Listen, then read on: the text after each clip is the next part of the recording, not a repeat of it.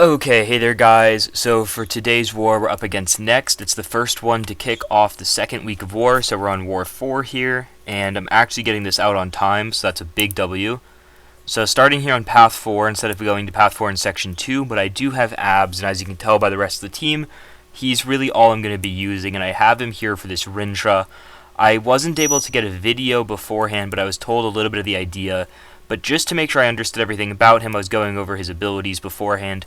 Just as like a double reassurance, so it's 5 when you knock him down, 1 when you gain neutralize, 2 when he stops your buff, 10 is where he gets 3 of them, so specials, the ruptures, and the unblockable, or not unblockable, unstoppable when his back's against the wall, and if he gets to 20, SOL. So, you know, pretty much I just wouldn't be throwing a special there, I would just have to wait it out, chill and chill and chill, is what you do when he gets to 20, so I'm like, okay. This looks about right. So I just wanted to like double check his abilities and make sure I was refreshed on them before the fight. So just so I had a better idea of what I'm going into here. So whenever I can, I need to get off a light intercept. I probably could have gone for one there, and then I want to go for heavies. It's light intercept almost every chance I get and drop a heavy. So the heavies are just to stop his charges from getting high, so if I get backed into the wall, or if he gets backed into his wall, he doesn't go unstoppable.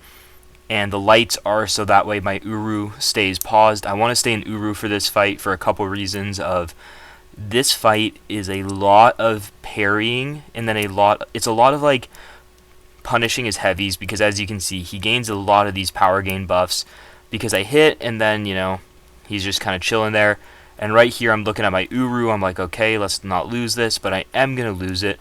The reason I want to stay in Uru is because his ruptures are physical damage, so even with the heal block, I'm not willpowering from them, but if I got any, they would do very little damage, and outside of his SP2 sword hit, I believe all of his hits are physical damage, so Uru is a really, really good choice for this fight. I wasn't necessarily expecting it to actually be this good of a counter when my officer told me to do it.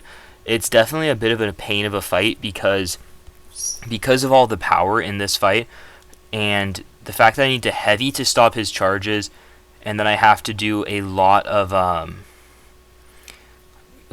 have to heavy a lot to keep his charges down, and then the powers from the power gain and from Mystic Dispersion and stuff, he gains a lot of power. So right here what I'm going to do is, like, I'm actually in a safe spot, so I'm going to, like, parry heavy, I'm going to do a couple hits.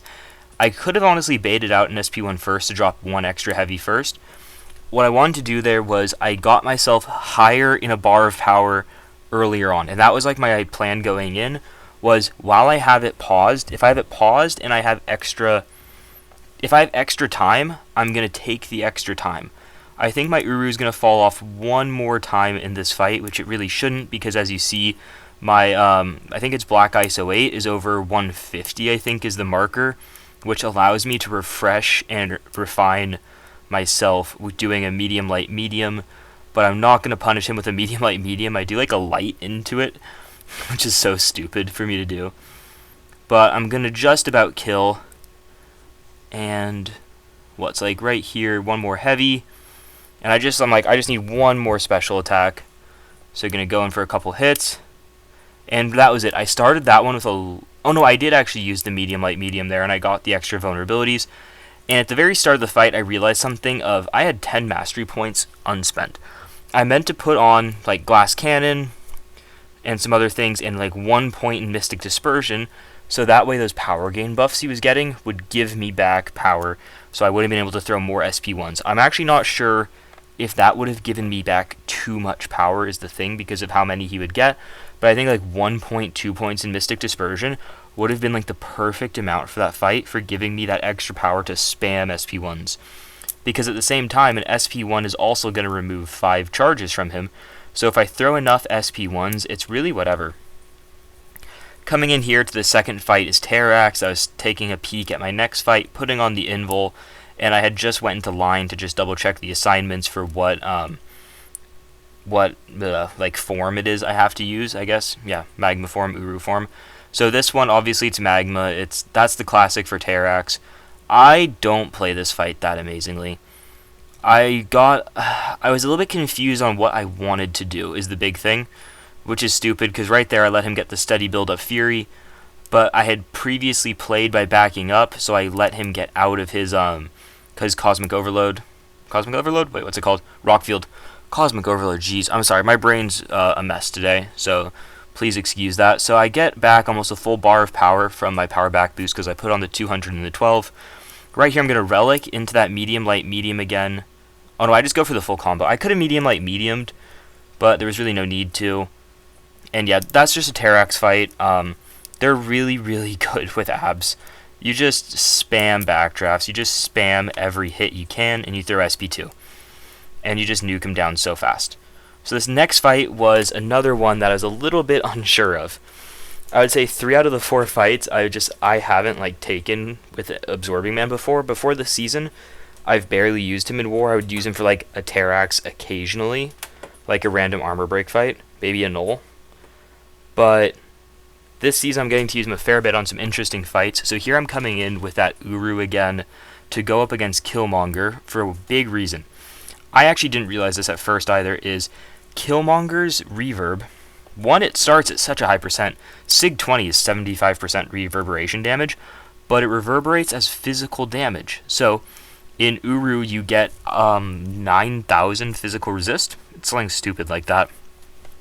And not most champions, you can kind of crit if you're hitting into him, and it'll still do a bit of damage, right? But because his reverb doesn't crit, I just have 9,000 on top of it. So you'll see it at the next reverbs and stuff of just how little it's actually going to do. And this fight is a much more straightforward version of that last fight against Rintra, where I just want to throw every SP1 I get, and I want to spam these backdraft intercepts when I can. Fortunately, this Killmonger plays very nicely with me, because very often when I used to take this node with Dooms or CGRs, I found this guy had the stupidest AI on the planet. Right there, I was able to use my Relic to chain the Heavy into the SP1, which gives you a lot of extra crit chance, which makes Absorbing Man's specials absolutely insane. And as you can see, this fight's going really quickly, and you can also see what I'm talking about, that physical resist on the reverb, of just how little damage it actually reverbs back, especially considering a lot of my damage does come from that burst damage that I do on every contact. Right, it's pretty much double damage. It's kind of like playing a little bit weaker version of Herc. Right, I do 3k on the hit, I do 2k on the burst. It's pretty nice. And right here I'm going to use Relic again to go heavy into SP1. Right there I hesitated, you can see. First, it's okay to hesitate because I'm unblockable. And then 2, I wasn't sure if I wanted to try and intercept beforehand. I think I thought about oh, should I actually have not done that, and should I go for the intercept to get the Fury? And because of that, this is the one I was thinking about. I actually lose my Uru form, and you can see how much more damage I take from that reverb in just that 1 second than I did in the rest of the fight.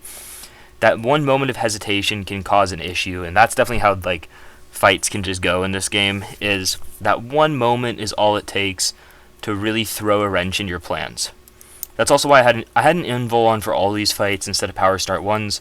I wasn't really instructed on which one to use, and when we talked about it, I mentioned invuls and I didn't say no, so I went for invuls instead.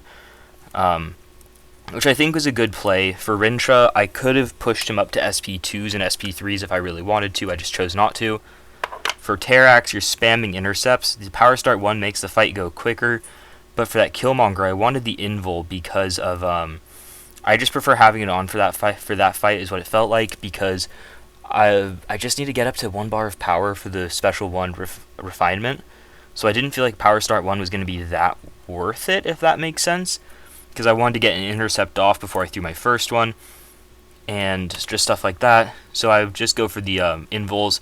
For this Weapon X, I also go for invuls. Right here again, same thing as on the Rintra. I was just double checking his abilities because I saw my alliance mate sent me this fight, and I didn't see him getting his form paused on his magma form when he was hitting into the Incinerate here at this fight.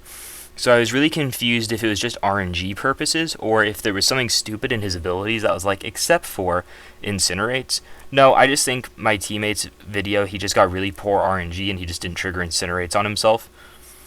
Because I checked the abilities, and then yeah, for my fight, you're going to see really quickly here, I'm okay, first hit I get a pause, nice. Gonna go for these intercepts when I have the chance, but right here I realized actually I'm not going to play with the intercepts. I'm going to play safe, and I'm going to just do a parry until I can push him up to that 25, Now I want to start my intercepts. I want to spam these backdraft lights. I'm going to finish the combos when I want to push him over the special bar there. The reason I was going to do that is because I have the invul on. Even if I get caught by the reaching SP1, I shouldn't. First off, I shouldn't. Second off is that I have an invul. It's a single hit. It won't kill me, right? And that's why I'm able to play so aggressively here, is because that Fury he has on him there is very, very big. But the invul, I feel pretty safe. Gonna go for that heavy into it, kind of like I was talking about, and you'll see how much insane damage you do when you get that heavy off because of the extra crit damage. I was gonna go for a medium light medium there, like the next combo I think, but it ended up finishing him off. Obviously, with the fact that it's still the second day and not that final day of war, there's still like 12 hours left or so. War is not over. War is very much not over. It's in fact very, very close still.